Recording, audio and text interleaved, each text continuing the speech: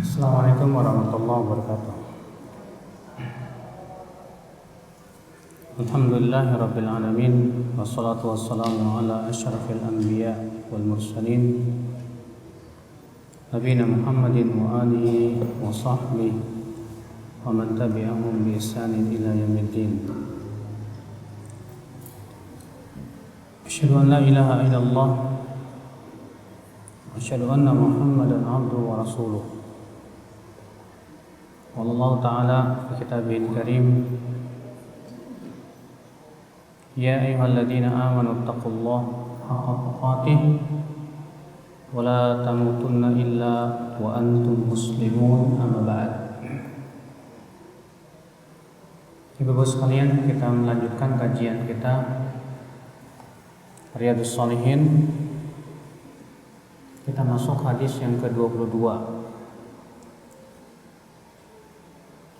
An Abi Nujaydin Imran bin Al-Husain Al-Khuza'i radhiyallahu anhuma anna imra'atan min Juhaynata atat Rasulullah sallallahu alaihi wasallam wa hiya hubla min az-zina faqalat ya Rasulullah asabtu haddan fa aqimhu alayya.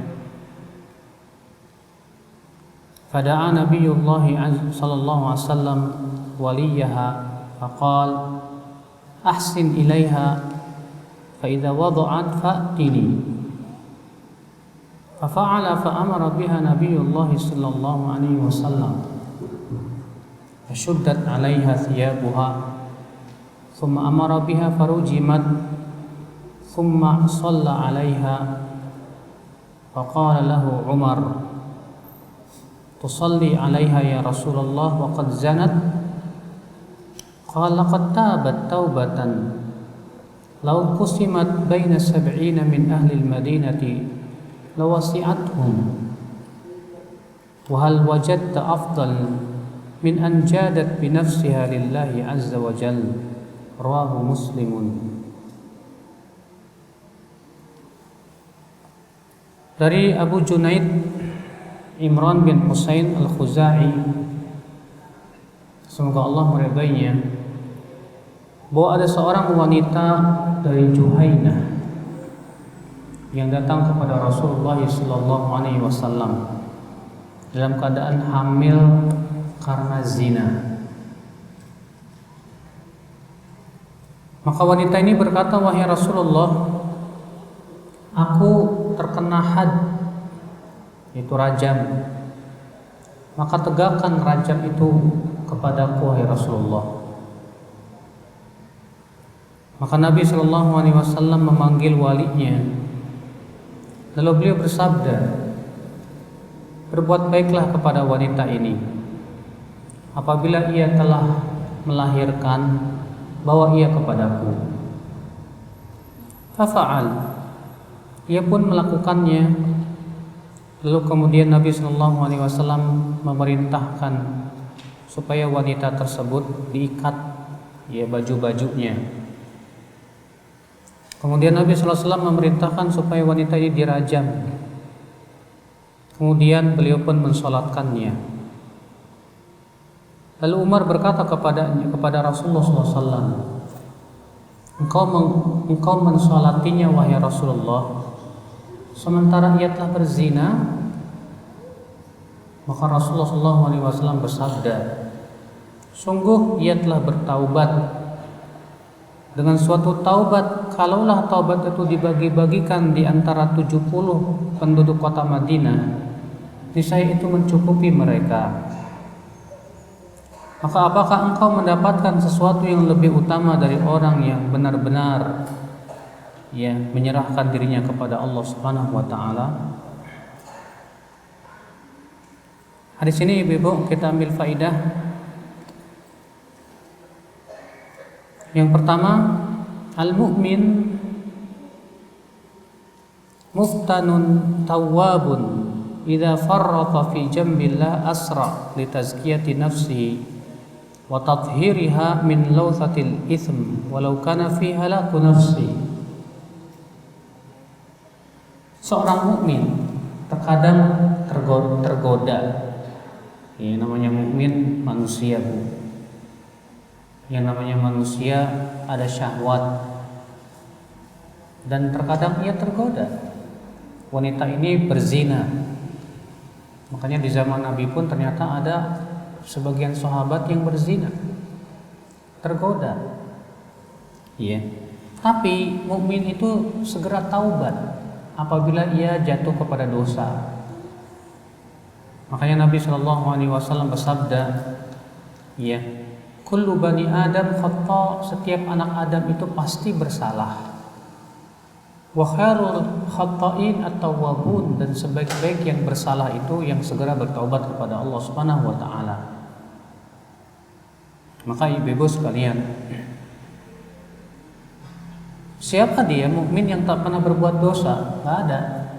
Semua mukmin, semua hatta itu ya orang-orang yang dianggap wali sekalipun juga enggak pernah, Bu, yang namanya tidak pernah jatuh ke dosa, itu tidak pernah. Pasti suatu ketika ia jatuh kepada dosa. Tapi tentunya ibu-ibu sekalian, ya, orang yang berbuat dosa itu kebaikannya adalah ketika ia segera bertaubat. Yang berbahaya itu ketika ia berbuat dosa tapi ia tidak mau bertaubat kepada Allah Subhanahu wa taala. Nah, ini yang berbahaya. Ya. Adapun kalau dia jatuh kepada dosa, kemudian dia segera bertaubat kepada Allah Subhanahu wa taala, alhamdulillah. Itu merupakan karunia yang Allah berikan kepada seorang hamba. Ya, karena ada ibu-ibu sekalian orang-orang yang tercegah dari taubat, Bu. Kenapa? Kenapa sih seseorang itu tidak bertaubat? Biasanya banyak faktor, ya. Di antara perkara yang menyebabkan seseorang itu tercegah dari taubat apa? Yang pertama, dia merasa bangga dengan dosanya tersebut. Dia tidak menganggapnya perbuatan yang buruk. Sebab kalau seseorang itu sudah menganggapnya buruk,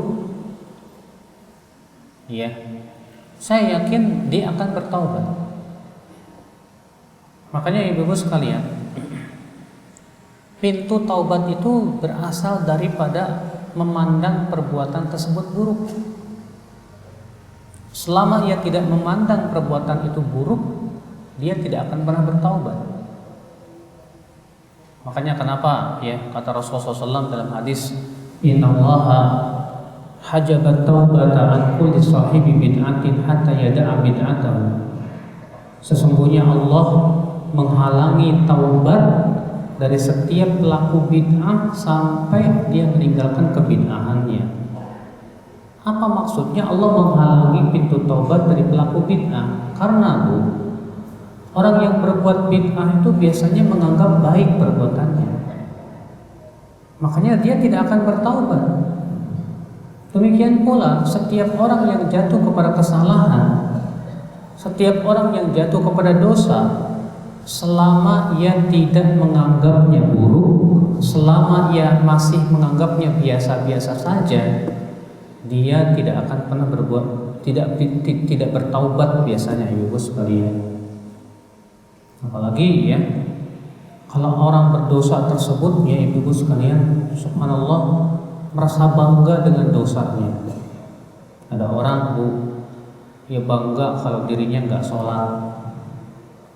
Ada orang bangga kalau dirinya bisa memperlihatkan aurat. Ada orang yang bangga, ya, kalau dia sudah bisa membunuh orang. Ada orang yang bangga kalau dia mabuk-mabukan. Maka kalau seseorang itu bangga dengan maksiatnya, sulit bertaubat. Ya, taubat itu biasanya permulaannya ketika orang tersebut memandang perbuatan itu buruk, lalu kemudian dia menyadari bahwasanya itu adalah perbuatan maksiat. Maka orang seperti ini biasanya insya Allah sih bertaubat kepada Allah Subhanahu wa taala. Ini sebab yang pertama, ya. kenapa sih seseorang itu tidak bisa bertaubat? Sebab yang kedua, Ibu, kenapa sih seseorang itu tidak bisa bertaubat?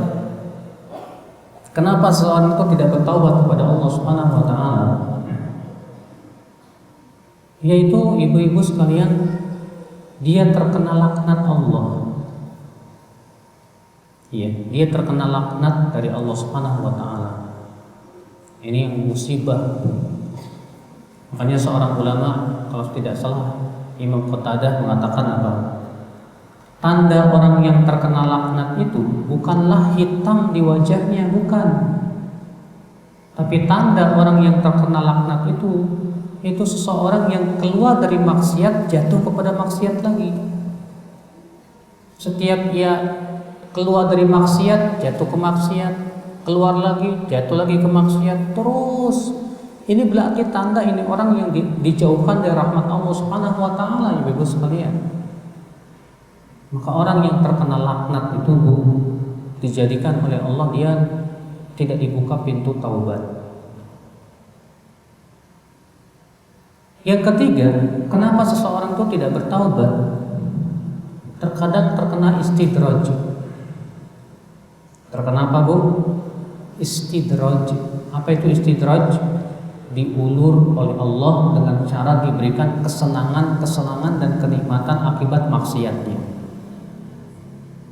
Ya, sebagaimana Nabi SAW bersabda, "Idza ra'aita Allah a'ta lil 'abdi ma ahabba minad dunya, ya, wa huwa muqimun 'ala ma'siyatihi fa inna ma huwa istidraj."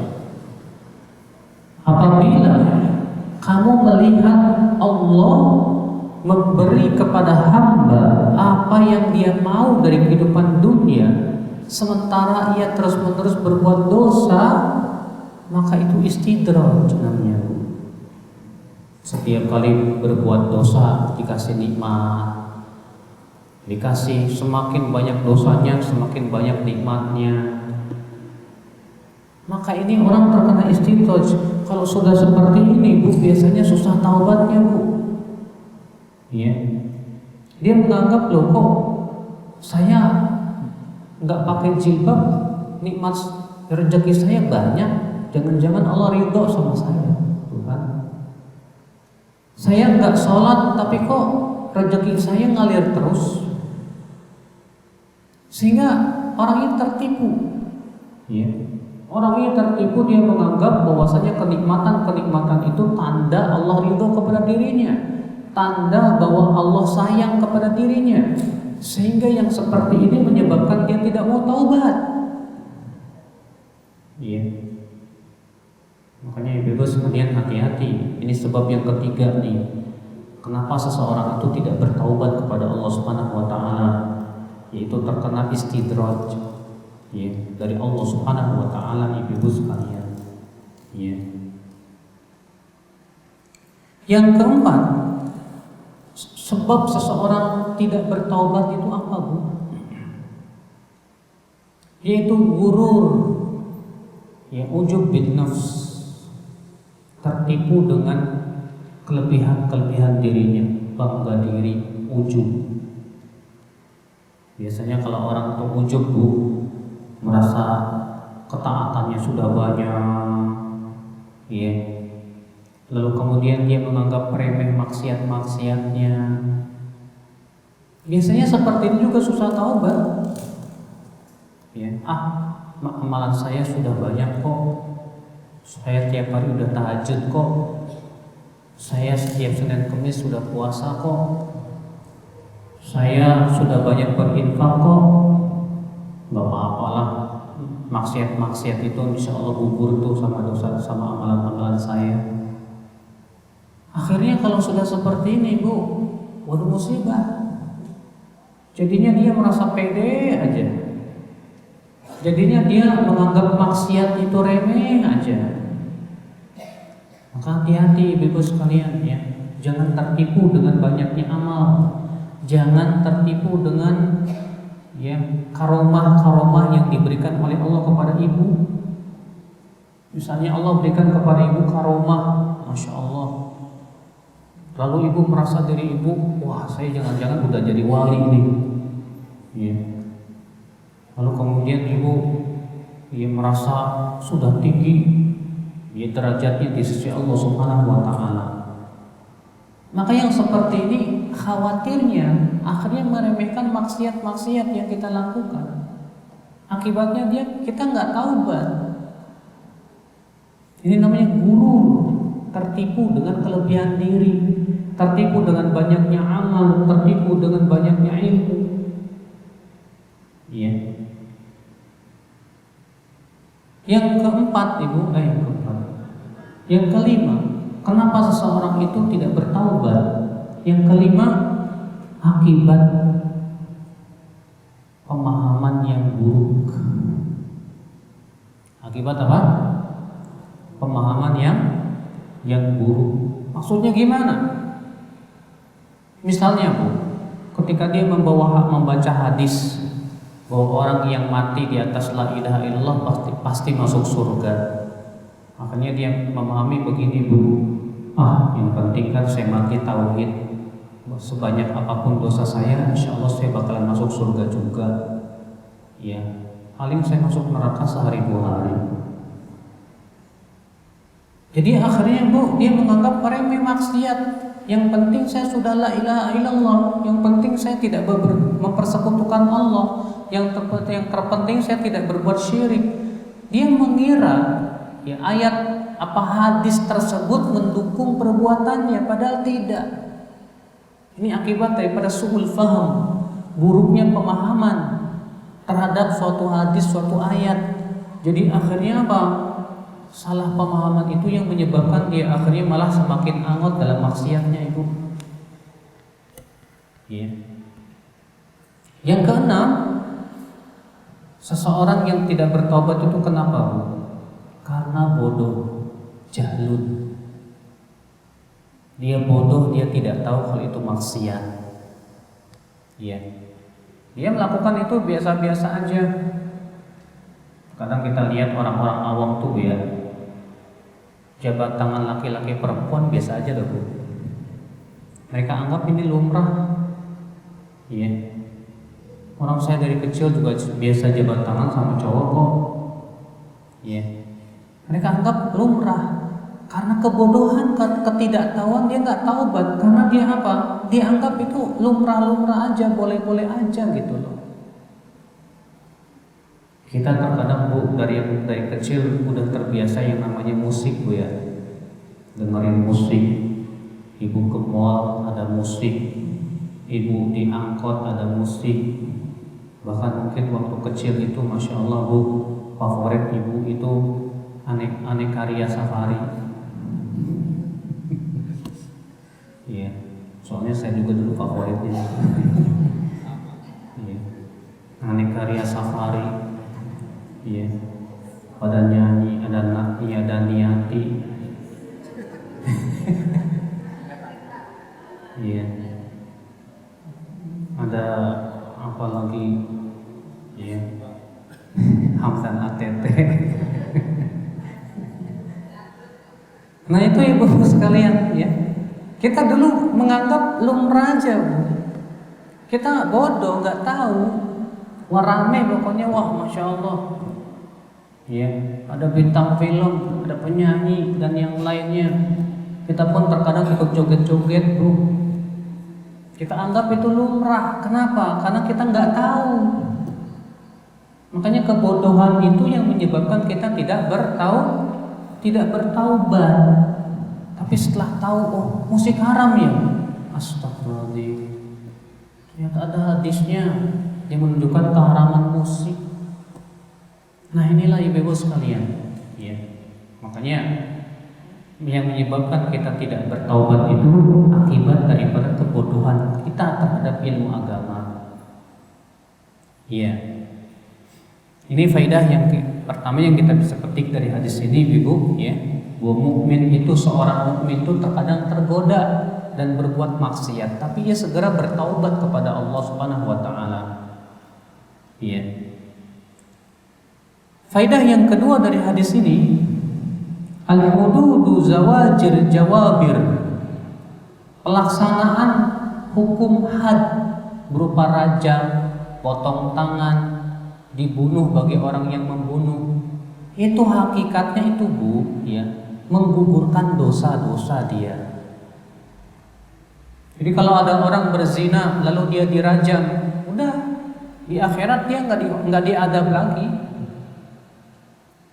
Kalau ada orang mencuri lalu dipotong tangan, udah di akhirat dia nggak diadab lagi. Kalau ada orang minum arak kemudian dicambuk, ya, lalu dia meninggal dunia, ya sudah, di akhirat dia tidak diadab lagi. Makanya hukuman had yang Allah tegakkan itu dia tujuannya untuk apa? Untuk menggugurkan dosa-dosa orang tersebut itu. Makanya Rasulullah mengatakan bahwa hukuman had itu kafarat, ya, itu penggugur dosa-dosa seorang hamba. Nah, terus Ustadz, sekarang kan di negeri kita tidak ditegakkan hukuman seperti itu Ustadz, ya. Tidak ada rojam, tidak ada potong tangan. Nah sekarang kalau saya pernah berzina, saya mau dirajam sama siapa Ustadz? Gimana kalau Ustadz rajam saya? Gak mau, ya. Karena hukum had itu Bu, yang menegakkan itu siapa? Pemerintah. Kalau pemerintah tidak menegakkan hukum had, mereka yang dosa. Kenapa sih hukuman had itu harus yang menegakkan pemerintah, seorang qadhi? Karena kalau individu-individu muslim yang melakukannya, wah, bisa kacau. Ya, misalnya saya merajam, keluarganya orang yang dirajam marah sama saya dirajam lagi sama dia. Ya. Tapi kalau itu yang melakukan pemerintah, maka itu semuanya akan beres. Ya. Faedah yang ketiga dari hadis ini, hadduz zina la yuqam 'alal hamil. Apabila seorang wanita yang hamil dari zina, maka tidak boleh ditegakkan hukum had. Ya, tidak boleh tegakkan rajam. Dibiarkan dia melahirkan dulu baru dirajam. Ya. Sekarang ada pertanyaan, Ustadz, kalau wanita hamil boleh tidak menikah dengan lelaki yang menghamilinya? Ya, di zaman sekarang banyak Bu yang namanya wanita, ya, gara-gara pergaulan bebas, akhirnya perzinahan di mana-mana, perselingkuhan di mana-mana. Akhirnya apa? Si wanita ini hamil di luar nikah. Nah, bagaimana kalau sedang hamil begitu dia menikah dengan laki-laki yang menghamilinya? Terjadi perselisihan para ulama. Imam Syafi'i mengatakan boleh. Imam Abu Hanifah mengatakan kalau yang menikahinya itu adalah lelaki yang menghamilinya boleh. Tapi kalau yang menikahinya itu wanita laki-laki yang tidak menghamilinya, maka tidak boleh. Dalilnya hadis, kata Imam Abu Hanifah apa? Karena Nabi SAW bersabda, "Man kana yu'minu billahi wal yawmil akhir fala yasqi ma'ahu zar'a ghairihi." Barang siapa yang beriman kepada Allah dan kehidupan akhirat, janganlah ia memasukkan air mani ke rahim wanita yang telah diisi mani orang lain. Sehingga kata Abu Hanifah, ini hadis menunjukkan wanita yang lelaki yang tidak menghamili dia tidak boleh menikahinya. Kenapa? Karena dalam perut si wanita itu sudah ada, ya, air mani laki-laki lain. Sementara Imam Syafi'i mengatakan boleh, baik yang menzinahinya maupun yang tidak menzinahinya. Dan menjawab hadis tadi, kata Imam Syafi'i, itu khusus untuk hamba sahaya. Karena hadis tersebut memang berbicara tentang wanita hamba sahaya dan tidak bisa dikiaskan kepada ahrar, wanita yang merdeka. Ya. Sementara Imam Ahmad mengatakan tidak boleh sama sekali, baik lelaki itu yang menzinahinya maupun lelaki itu yang bukan yang tidak menzinahinya. Dalilnya hadis, ya. Dalilnya apa? Yaitu Allah Subhanahu firman Allah Ta'ala dalam surat An-Nur, wazaniyatu la yankihuha illa zanin aw musyrik wa hurrima dzalika 'alal mu'minin. Dan wanita yang berzina tidak boleh menikahinya kecuali lelaki yang berzina atau lelaki musyrik, dan itu diharamkan atas kaum mukminin. Ya. Demikian pula berdasarkan hadis Abu Hanifah tadi dan beberapa hadis yang lainnya, ibu-ibu sekalian. Sehingga menurut Imam Ahmad, wanita yang berzina itu boleh dinikahi dengan 2 syarat. Syarat yang pertama istibra. Istibra itu sudah selesai hamilnya, sudah melahirkan atau keguguran. Ya. Yang kedua taubat. Selama keduanya belum bertaubat tidak boleh. Tapi kalau sudah bertaubat silahkan. Maka 2 syarat ini kata Imam Ahmad harus terpenuhi, ya, pada wanita yang hamil di luar nikah. Dan ini pendapat yang dibela oleh Syekhul Islam Ibnu Taimiyah, ya. Dan kepada pendapat ini saya condong, wallahu a'lam. Bahkan Syekhul Islam sampai menyebutkan 50 hujah yang menguatkan pendapat ini, ibu-ibu sekalian. Ya. Walaupun di Indonesia, karena memang di Indonesia rata-rata berpegang kepada mazhab Syafi'iyah, maka biasanya KUA mengatakan gak apa-apa. Ya. Lelaki yang menghamilinya menikahi wanita yang dia yang hamili dalam keadaan si wanita masih sedang hamil. Kalau keputusan KUA boleh. Kenapa? Karena memang ya rata-rata mereka berpegang kepada mazhab Syafi'iyah. Nah, gimana Ustadz kalau ternyata sama KUA disahkan, apakah pernikahan saya sah? Ya udah. Ya. Kalau memang ternyata KUA menyatakan sah, ya udah. Kenapa? Karena sebagian ulama mengatakan bahwa keputusan hakim itu bisa menyelesaikan perselisihan. Karena itu sudah keputusan hakim, ya sudah, ikuti saja keputusan hakim tersebut. Iya. Nah, terus gimana nih anaknya? Anak ini dinisbatkan kepada siapa? Kata para ulama, wanita yang hamil akibat zina itu ada 2 keadaan. Keadaan yang pertama, wanita ini punya suami. Keadaan yang kedua, wanita ini belum punya suami atau tidak punya suami. Adapun keadaan yang pertama, apabila wanita ini berzina dan ia hamil akibat zina, maka anaknya ini dinisbatkan kepada suaminya, bukan kepada yang menghamilinya. Dalilnya hadis al-waladu lil firash. Anak itu dinisbatkan kepada firash. Apa yang dimaksud dengan firash? Maksudnya suami. Itu pemilik kasur, ya suami. Iya.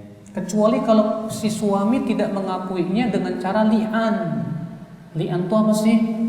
Saling melaknat. Misalnya si suami datang ke qadhi, "Hai qadhi, saya melihat istri saya berzina." Si istri berkata, "Oh enggak, saya enggak berzina." Kata si suaminya, "Demi Allah saya lihat sendiri." Si istrinya juga mengatakan, "Demi Allah saya enggak berzina." Maka qadhi pun kemudian ya mengumpulkan mereka setelah asar. Masing-masing disuruh bersumpah bahwasanya si wanita tersebut tidak mengakui, si laki-laki ini melihat, saling bersumpah, namanya saling melaknat, li'an namanya. Ya, setelah itu dipisahkan antara keduanya, diceraikan, ya, antara suami istri tersebut. Keadaan yang kedua, kalau wanita tersebut tidak memiliki suami, baik itu seorang gadis atau jandes, ya. janda maksudnya Bu. Ya. Maka terjadi perselisihan para ulama. Apakah si anaknya itu boleh dinisbatkan kepada lelaki yang menghamilinya apabila si laki-laki ini menikahinya? Ya, misalnya si laki-laki ini menikahi wanita yang ia hamili tersebut, kemudian punyalah anak dari hasil perzinahan di luar nikah. Maka apakah anaknya ini boleh dinisbatkan kepada bapaknya atau tidak boleh? Jumhur mengatakan tidak boleh. Kenapa? Karena hadis Nabi sallallahu alaihi wasallam, al-waladu lil firash walil ahir al-hajar. Anak itu dinisbatkan kepada pemilik kasur, sementara dia nggak punya pemilik kasurnya nggak ada, maksudnya dia nggak punya suami. Berarti otomatis pemilik kasur itu dia sendiri. Sehingga pada waktu itu si anak ini dinisbatkan kepada ibunya, bukan kepada bapaknya. Walil ahir al-hajar, dan bagi yang menzinai, buat laki-laki yang menzinainya al-hajar, yaitu dihalangi. Iya. Ini pendapat jumhur kata mereka. Sementara Syekhul Islam Taimiyah berkata, boleh dinisbatkan kepada suaminya yang menzinai tersebut. Dalilnya bahwa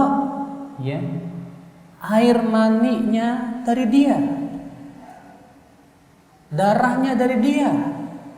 Bagaimana tidak bisa dinisbatkan kepada dia sementara itu airnya? Adapun hadis al-firash wal waladu lil firash walil ahir al-hajar, kata Syekhul Islam, itu tidak tepat dalam keadaan seperti ini. Karena yang dimaksud dengan al-waladu lil firash, maksudnya kalau itu khusus hadis ini untuk wanita yang punya suami.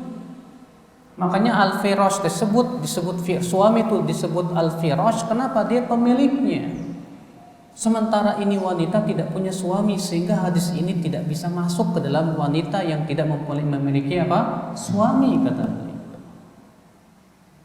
beliau. Maka pada waktu itu boleh dinisbatkan kepadanya dan menjadi wali ketika nikahnya. Sementara jumhur mengatakan tidak boleh dinisbatkan kepada suaminya dan tidak boleh menjadi wali ketika menikahnya. Ini terjadi perselisihan antara jumhur ulama dengan Syekhul Islam. Dan Ibnu Qayyim membela pendapat gurunya yaitu Syekhul Islam, sampai beliau berbicara panjang lebar tentang masalah itu. Habis-habisan beliau membela pendapat gurunya yaitu Syekhul Islam Ibnu Taimiyah rahimahullah. Menurut Ustadz yang kuat mana? Saya juga bingung. Masih belum bisa mentarjih mana yang kuat. Ibu-ibu sekalian, kita masuk hadis 23. Wa 'an Ibnu Abbas radhiyallahu anhuma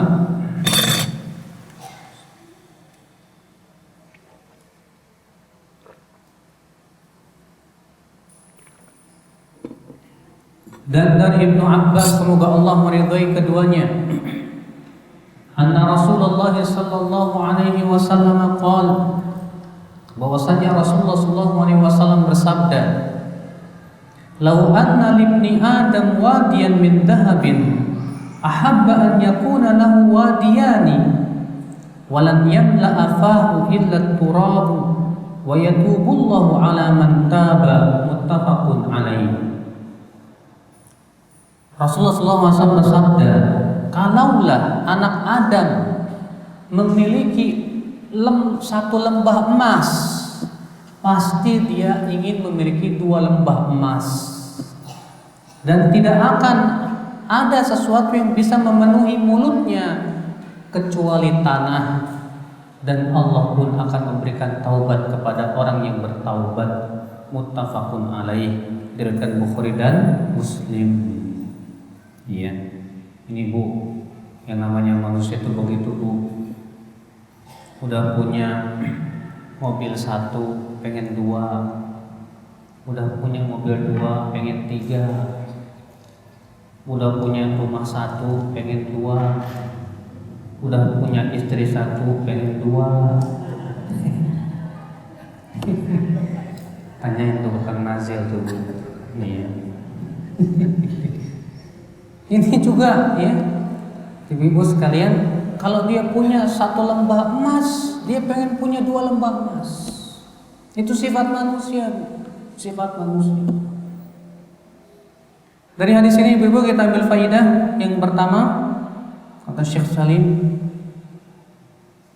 Dhamul istikthar min jam'il mal wa tamanni dzalika wal hirs alaih lianna jalbahu min kulli babin yuaddi ila al-bukhli wasyuh fayamalu amaluhu fi nafsihi fayamna'u haqqahu wa amma jam'ul mal min tariqi halal wa ta'diyati haqqihi falaysa madmuman. Larangan memperbanyak harta dari cara yang haram dan larangan tamak terhadap harta. Karena ibu-ibu sekalian, orang yang tamak terhadap harta biasanya koret, bin pelit, bin bakhil. Iya. Kenapa? Karena dia sangat tamak terhadap harta.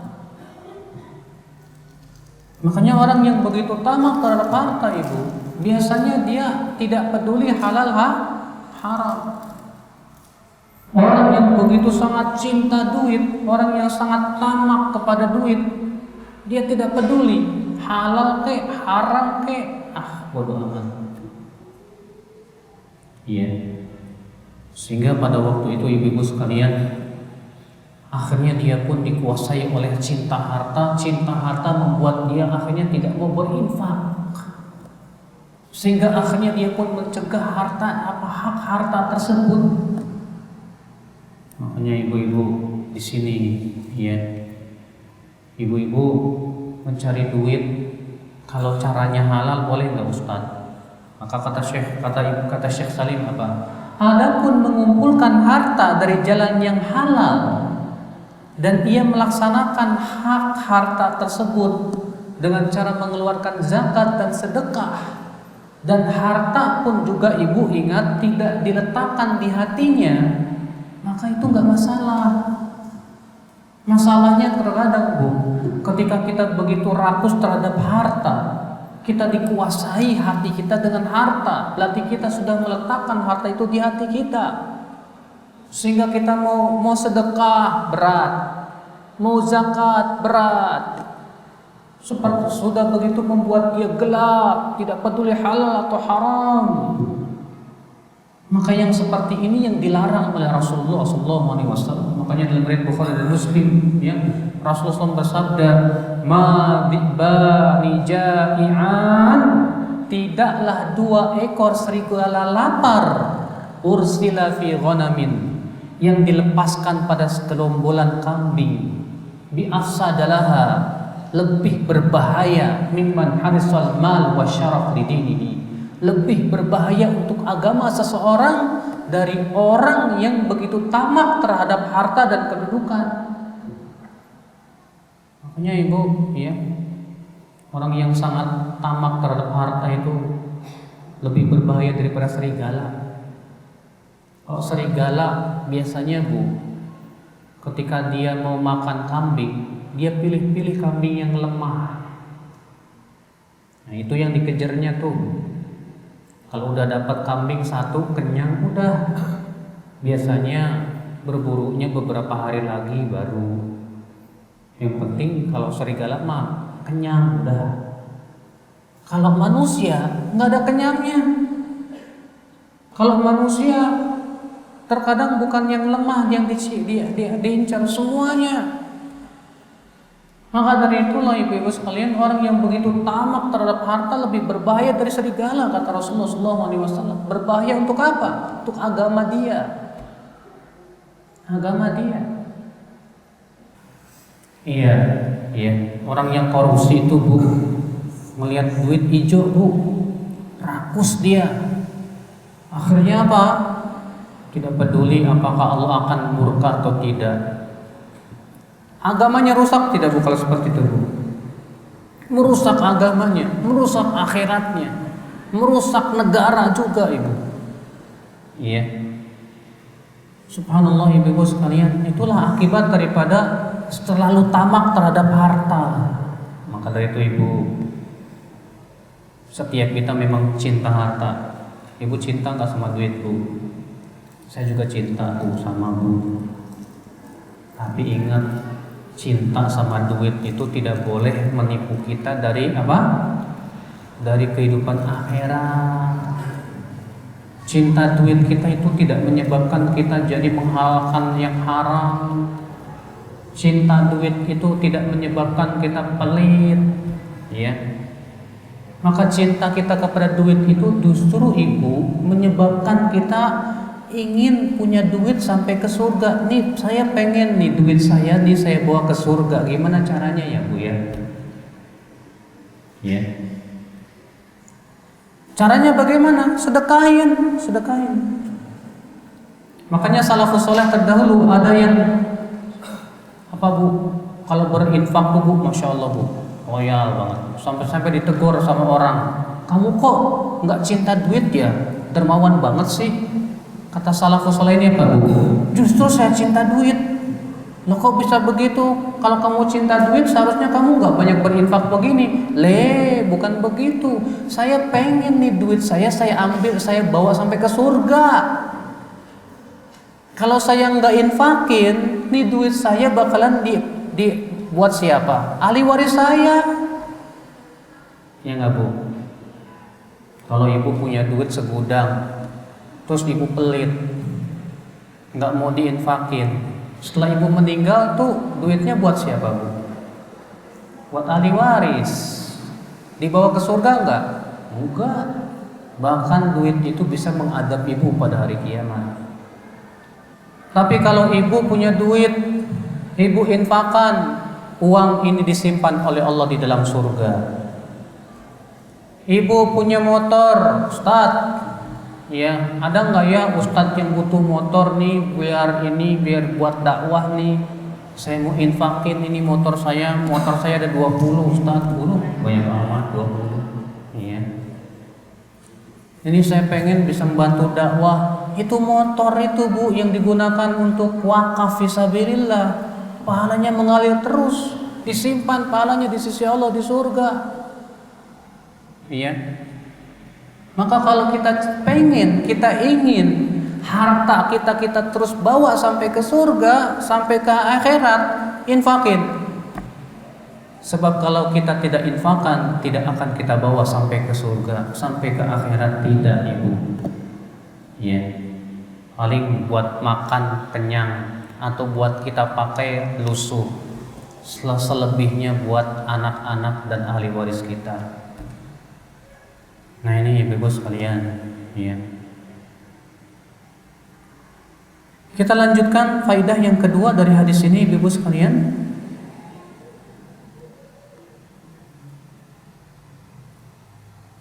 Yaqbalullahu taubata man taba minas sifatil madmumah. Seseorang yang punya sifat buruk seperti tadi, yang tamak terhadap harta, dan kemudian ia bertaubat kepada Allah dan berusaha untuk tidak tamak, Allah pasti berikan taubat kepada dia. Makanya Ibu coba kita introspeksi diri deh Bu. Saya ini tamak nggak ya terhadap harta, rakus nggak ya sama harta, pelit nggak ya dengan harta? Ya Allah, saya masih pelit. Tetangga saya kemarin mau minjem duit 15.000 aja, nggak saya kasih. Ya Allah, saya masih pelit.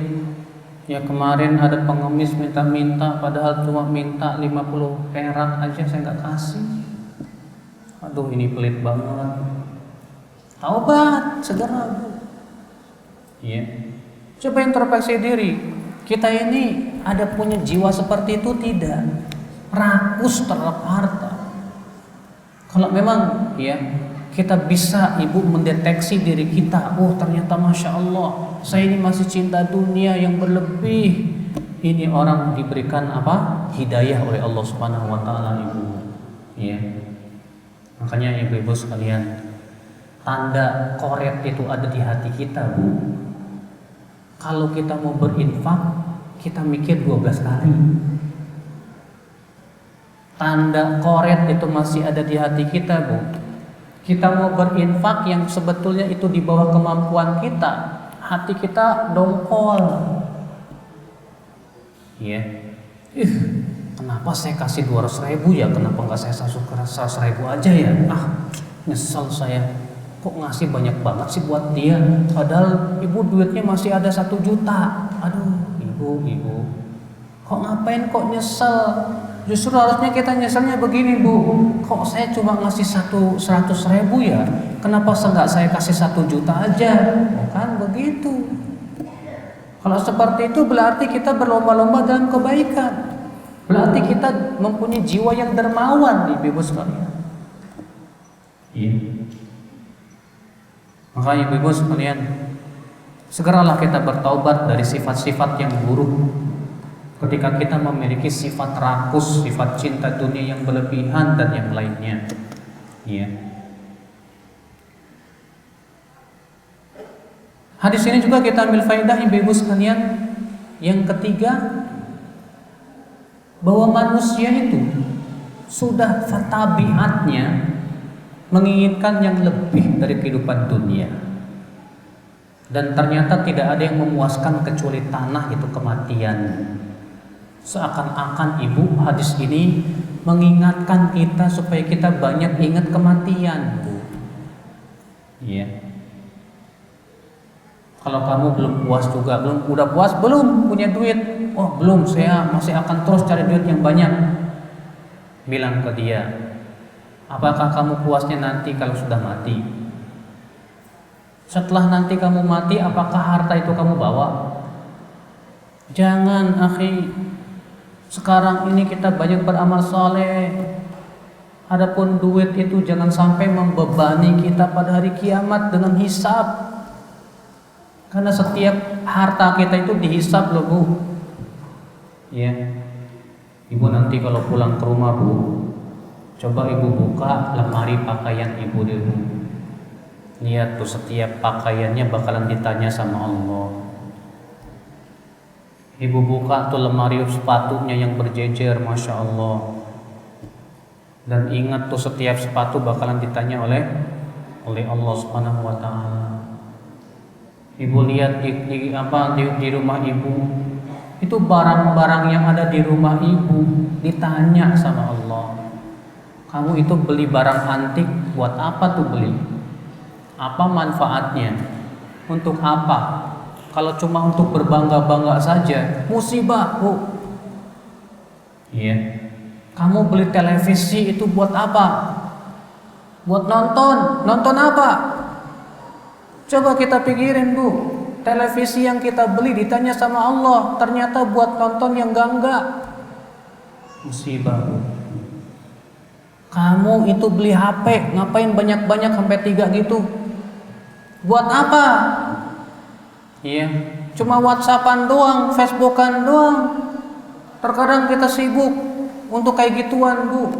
Ditanya sama Allah itu HP.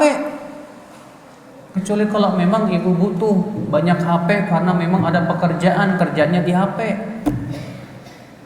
Iya, ya gimana lagi?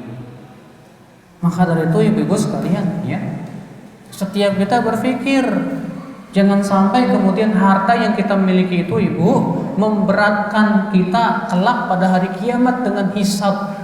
Karena setiap harta itu akan ditanya oleh Allah, itu harta dari mana kamu dapatkan dan buat apa kamu gunakan? Tuh lihat, Bu. Ibu beli HP, duit dari mana yo? Ya, dari suami. Iya. Suami dari mana? Itu urusan suami. Emang sih kalau perempuan enaknya gitu, Bu. Ya. Itu urusan suami, saya nggak tahu ya Allah. Ya. Yang jelas suami saya udah ngasih saya HP. Terus buat apa itu HP? Facebook kan ya Allah. Sama siapa? Sama cowok sih. Aduh, musibah, Bu. Iya.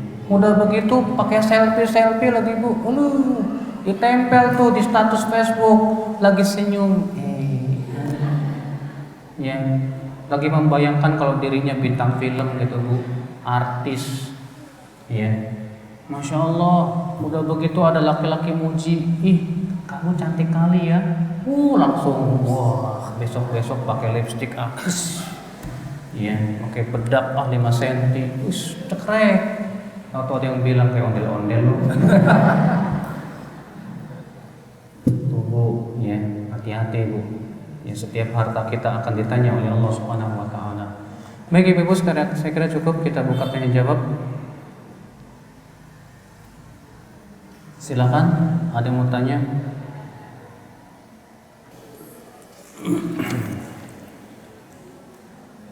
Assalamualaikum Ustaz. Waalaikumsalam warahmatullahi wabarakatuh. Ibu, jangan ngobrol. Ayo ketahuan pada ngobrol. Jangan ngobrol dong, dengerin. Jadi kalau ibu-ibu ngobrol, saya mau ngobrol juga. Assalamualaikum Ustaz, bagaimana dengan menggunakan fasilitas kantor? Bu, kantor milik ibu apa milik siapa? Hah? Kantor itu milik ibu apa milik siapa? Milik orang, ya udah. Itu fasilitas amanahnya buat apa? Ya buat kerja, ya udah gunakan buat kerja. Kalau ibu menggunakan fasilitas kantor buat pribadi ibu pengkhianat. Iya. Ibu sudah menggunakan punya orang lain dengan tanpa hak. Haram Bu. Jadi ibu ya, fasilitas kantor itu gunakan untuk kepentingan kantor. Jangan digunakan untuk kepentingan pribadi, kecuali kalau si pemilik perusahaannya mengizinkan. Maka kalau ibu mau menggunakan fasilitas kantor untuk pribadi, telepon pemiliknya, Pak, boleh nggak buat chattingan? Ya. Kalau misalnya si pemiliknya mengatakan boleh, silakan. Ya udah, alhamdulillah. Bagaimana Ustadz sikap istri bila suami bekerja di tempat yang haram? Apakah yang dipakai dan dimakannya juga haram? Ibu, dengerin, jangan ngobrol. Seorang istri memang sudah kewajiban suami untuk menafkahinya. Maka kalau suami bekerja di tempat yang haram, sementara si istri kan harus makan, harus berpakaian. Kemudian si istri pun makan dari gaji suaminya yang haram. Maka kalau buat istri Bu bisa jadi tidak haram. Kenapa? Karena statusnya darurat. Statusnya darurat, dia nggak bisa makan kecuali dari suaminya. Dia tidak berpakaian kecuali dari suaminya. Maka yang seperti ini buat si istri tidak berdosa. Karena apa? Ya darurat, gimana lagi? Bagi suaminya yang berdosa. Iya. Tapi Bu, coba deh ibu berpikir. Ini gaji-gaji suami saya yang haram daripada ya tidak digunakan, mendingan saya putar aja lah buat usaha yang halal. Seperti ini boleh? Ibu bilang ke suami, Mas, boleh nggak gaji-gaji kamu itu saya putar buat yang halal? Saya ingin buka butik, saya ingin buka toko kue, saya ingin punya usaha. Nggak apa-apa, ibu putar aja Bu untuk sesuatu yang halal. Nanti kalau misalnya usahanya alhamdulillah tambah gede, maka modal yang haram itu ibu keluarin. Ya. Ibu perkirakan modalnya misalnya 20 juta dari uang suami. Jadi setelah usaha ibu bagus, 20 juta itu dikeluarin. Berarti ibu murni punya usaha yang halal. Ibu makanlah dari usaha itu. Jangan makan dari hasil suami. Bilang ke suami, alhamdulillah Mas, saya sudah punya usaha yang halal. Jadi gaji kamu itu jangan dikasih ke saya, ya, karena itu tidak halal buat saya. Begitu Bu, ya. Nasihati suaminya supaya dia mau qanaah dengan yang sedikit walaupun yang halal walaupun sedikit. Bagaimana kalau anak kita dikasih uang dari saudara yang bekerja di tempat haram? Kalau menolak takut mudarat, kalau memang dikhawatirkan menimbulkan mudarat yang lebih besar, ambil saja. Setelah itu uangnya kasih ke orang yang sangat membutuhkan. Iya, kasih Bu ke orang yang sangat membutuhkan. Jadi pahala enggak Ustaz? Tidak. Karena Rasulullah sabda, "Innallaha thayyibun la yaqbalu illa thayyiban." Sesungguhnya Allah itu thayyib dan tidak menerima kecuali yang thayyib, itu yang halal. Ustaz, kalau berfoto hanya dikirim kepada suami gimana Ustaz? Karena anak dengan suami berjauhan tinggalnya. Dikarenakan suami tugas di luar kota, ya nggak apa-apa Bu kalau seperti itu Bu. Ya mendingan ibu nggak apa-apa, ibu berfoto dengan seksi kirim ke suami daripada suami di sana ngeliatin perempuan yang lain, kan gitu. Ya, setidaknya suami bisa memenuhi. Iya, yang kata Bang Heru malah tambah pengen pulang kayak gitu mah gimana tuh? Ya kalau seperti itu ibu, ya ibu bilang ke suami, Mas di sana pengen nggak? Ya pengen lama. Udah gini aja Mas, kalau saya kesana gimana? Boleh nggak? Iya. Apa hukum gadai dalam Islam? Boleh Ibu. Rasulullah SAW pernah menggadai gelasnya, apa bejananya. Kata Rasulullah SAW, siapa yang mau menjual gelas saya ini? Kata seorang sahabat, saya hai Rasulullah, saya mau beli 1 dirham. Kata Rasulullah, siapa yang mau 2 dirham? Ya ini namanya gadai. Gadai apa? Lelang ya. Salah. Menggadaikan itu artinya apa? Pinjem. Oh iya. Maaf. Salah dalil. Salah paham. Gadai itu boleh dengan ijma para ulama, Bu. Jadi kita menggadaikan motor kita ke orang untuk minjem duit di dia. Boleh. Seluruh ulama mengatakan boleh, tapi perhatikan. Yang pertama, motor gadaian itu masih milik pemiliknya yang pertama. Yang kedua, orang yang memberikan hutang itu tidak boleh mengambil kesempatan dalam kesempitan. Wah, lumayan nih ada motor gadaian, buat saya ngojek Akhirnya dia ngojek. Dia dapat duit dari hasil motor itu. Ini riba, Bu. Iya.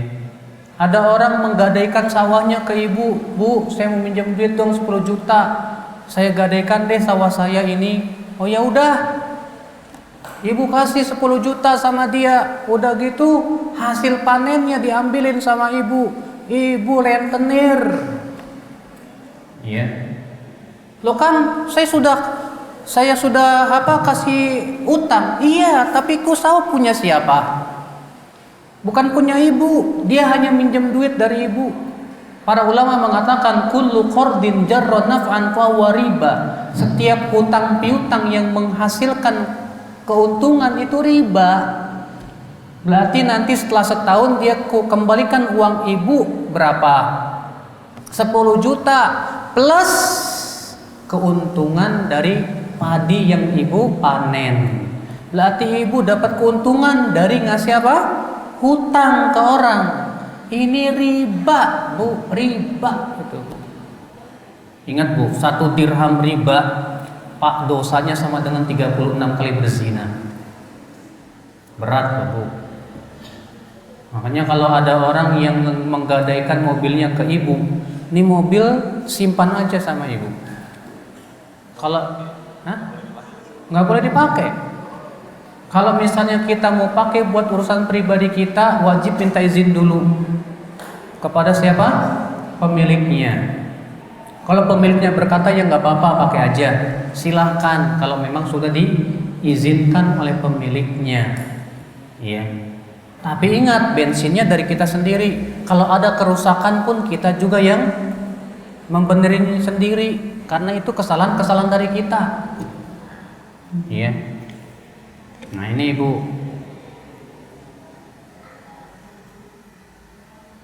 Jika ada orang meminjam uang dan dia memberikan jaminan berupa barang yang bisa dimanfaatkan dengan kesepakatan bersama sampai hutang lunas, apakah hal tersebut diperbolehkan? Itu namanya gadai. Sudah kita sebutkan tadi, ya, tentang masalah pergadaian. Kalau wanita yang berzina itu dan hamil, kapan waktu yang benar untuk menikahinya? Semasa hamil atau setelah melahirkan? Setelah melahirkan. Itu yang benar. Jadi dibiarkan dia melahirkan dulu, setelah melahirkan dan dua-duanya taubat, baru kemudian dia menikah. Ya.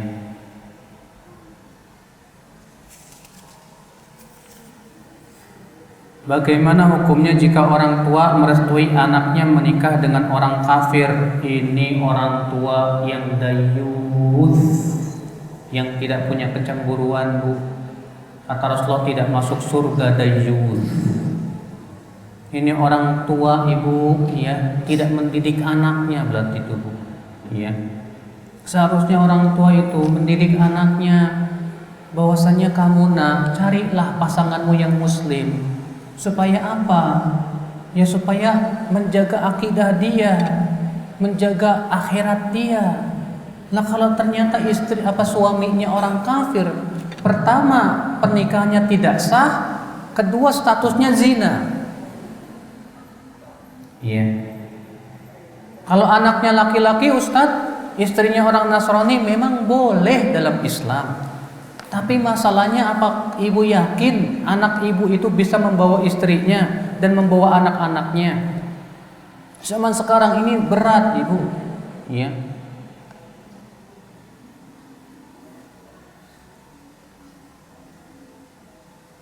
Karena orang tuanya lebih senang melihat anaknya menikah dengan laki-laki kafir Nasrani daripada pemuda muslim pemabuk. Ya kalau seperti ini bahaya perbandingannya. Kenapa dia tidak lebih suka menikahkan anaknya dengan laki-laki yang muslim dan soleh? Ya, bukan malah dibanding daripada muslim pemabuk mendingan Nasrani. Enggak bisa, lebih baik muslim pemabuk daripada Nasrani. Kalau pemabuk masih ada kesempatan masuk surga, tapi Nasrani selama-lamanya kekal dalam neraka. Yang kedua, pernikahannya tidak sah, sama pemabuk sah selama dia menikah berzina statusnya, Ibu. Haram dalam Islam. Dikemanakan akidah anak ibu? Kalau di zaman dahulu saja para ulama berkata, siapa yang menikahkan anak wanitanya dengan orang yang menyimpang pemikirannya, berarti dia sudah memutuskan silaturahim dengannya. Ini menikahkan dengan orang kafir lagi. La haula wala quwata illa billah. Iya. Orang tua yang tidak yang kurang yakin akan adanya kehidupan akhirat itu, Bu.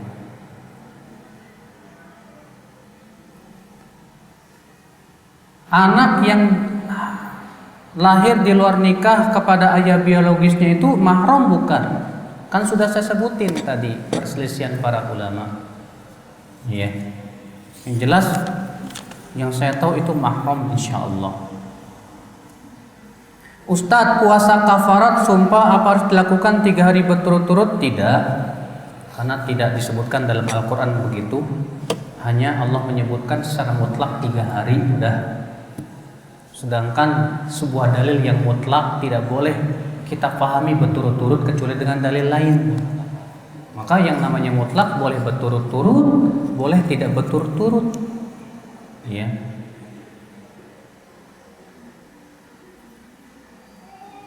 Ustadz, suami saya memberi saya uang gajinya ke saya dan berkata, uang tersebut untuk sehari-hari dan saya diperbolehkan untuk berinfak dengan uang tersebut. Bagaimana saya sebagai ibu rumah tangga juga dapat pahala berinfak?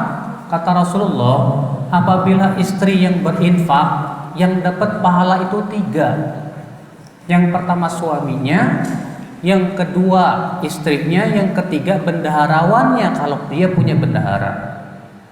Tapi kalau dia nggak punya bendahara, ya berarti dua. Yang dapat pahala itu suami dan istrinya. Makanya suami yang bijak itu, Bu, dia pasti akan mikirnya udahlah istri saya yang berinfak biar dapat pahala dua-duanya. Sebab kalau suami yang berinfak, istri nggak dapat pahala, kasihan kan? Tapi kalau istri yang berinfak, dua-duanya dapat pahala. Ya udah, ya kita katakan ke istrinya, "Mah, kamu aja deh yang berinfak, biar papa dapat pahala, mama juga dapat pahala." Ya, gitu Bu. Apakah hukumnya membuka cadar di depan ipar laki-laki, Ustadz? Kata Rasulullah SAW, "Alhamu al-maut." Ipar itu kematian. Maksudnya apa? Karena banyak orang yang tidak sadar kalau itu bukan mahram dia. Sebagaimana kematian itu datangnya mendadak dan kita tidak sadar. Ya. Demikian pula banyak orang menganggap ipar itu biasa saja, padahal ipar itu bukan mahram, Bu. Ya banyak kok ternyata akhirnya terjadi perselingkuhan dengan iparnya karena ternyata adik iparnya lebih ganteng merketeng-teng, Bu. Ya. Ustaz, jika ada saudara besar dari pihak ibu saya yang beraliran Ahmadiyah, di mana di antara mereka adalah mubalik dan aktivis-aktivis Ahmadiyah, serta sering men-share keyakinan-keyakinan mereka, apakah saya boleh menghindari atau memutuskan komunikasi dengan mereka? Kalau memang ibu khawatir itu bisa mempengaruhi agama ibu dan merusak akidah ibu, nggak apa-apa. Karena maslahat mempertahankan akidah itu lebih besar ibu daripada mempertahankan hubungan silaturahim. Ya. Tapi kalau ibu punya kemampuan untuk membantah syubhat mereka dan mendakwahi mereka, itu lebih bagus. Kalau ibu punya ilmu. Ya. Ada seorang ibu menyerahkan bayi perempuan kepada kami. Ternyata bayi ini lahir di luar nikah. Kami tidak tahu alamat ibu kandung bayi tersebut dan nomor HP juga tidak bisa dihubungi.